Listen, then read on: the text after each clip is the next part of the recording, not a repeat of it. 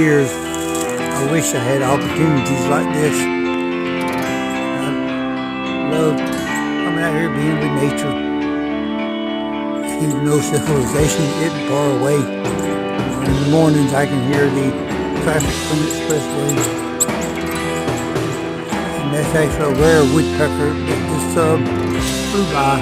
A lady woodpecker, I believe. Yep, years ago they're almost extinct. And they actually live in one of the trees right over there that you can't see. I'm very grateful. Thanks for watching. Please subscribe. Hope you can enjoy life to the fullest. Have a spectacular day.